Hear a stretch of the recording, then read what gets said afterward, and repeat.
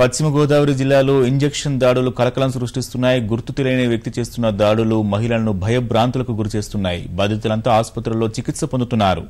ఆగంతకుడిని పట్టుకునేందుకు పోలీసులు ముమ్మరంగా గాలింపు చర్యల్ని చేపట్టారు. పశ్చిమ గోదావరి జిల్లాలో మరోసారి ఇంజెక్షన్ దాడి కలవరం రేపుతోంది. ఒంటరి విద్యార్థులు, మహిళలే లక్ష్యంగా ఈ దాడులు జరుగుతున్నాయి. ఈ నెల 22న ఉండి మండలం ఎండగండి గ్రామానికి చెందిన జి వెంకట వరలక్ష్మి, అందుకూరు మెర్సీలపై గుర్తు తెలియని వ్యక్తి ఇంజెక్షన్తో దాడి చేశాడు.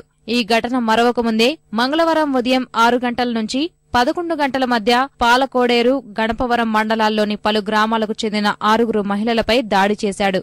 వేండ్ర గ్రామానికి చెందిన పాలా వెంకటలక్ష్మి, ఇళ్ల కనక మహాలక్ష్మి, కడలి పార్వతి, కుముదవల్లి గ్రామానికి చెందిన ఆకుల సింధు, గొరగరమూడిలోని ఏ నాగకుమారి, కేశవరానికి చెందిన ఎం సరోజినీలపై దాడి జరిగింది.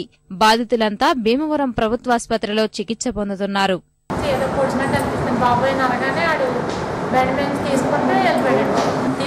బాబాయ్ వెనక తిరిగేటప్పుడు తీసి ఇంకా వెళ్ళిపోయాడు. నేను ఇలా మనిషి ఎలా చూసాను అక్కడ ఉండి వెళ్ళిపోయాడండి. అది ముందైతే నాకు ఎదురయ్యాడండి. కచ్చేపు కట్టుకొని బండి మీద వెళ్తున్నాడు. వెనక తిరిగేటప్పుడు బాబాయ్ ఈడే కదా ఇందాక వచ్చినాడు ఈడని నాకు అప్పుడు అనిపించింది.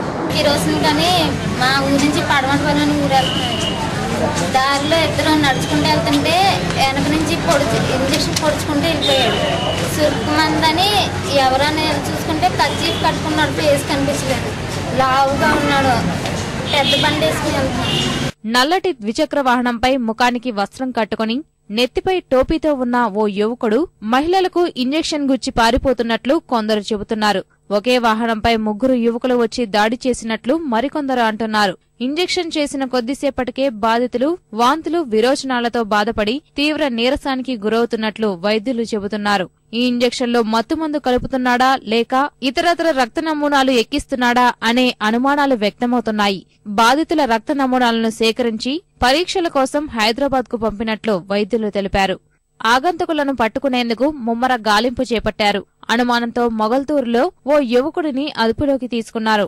నిందితుల కోసం వేట కొనసాగుతోందని నరసాపురం డీఎస్పీ సౌమ్యలత తెలిపారు.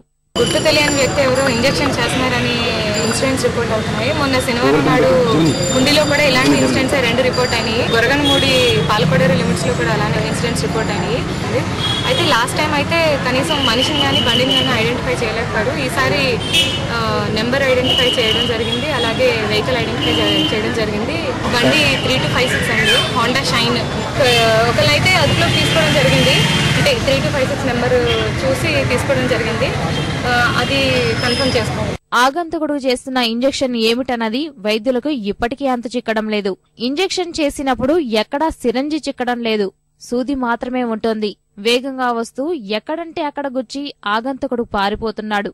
మత్తు మోతాదు ఎక్కువగా ఉంటే ప్రాణాలకు ప్రమాదమని భీమవరం ప్రభుత్వాసుపత్రి సూపరింటెండెంట్ ప్రభాకర్ వివరించారు.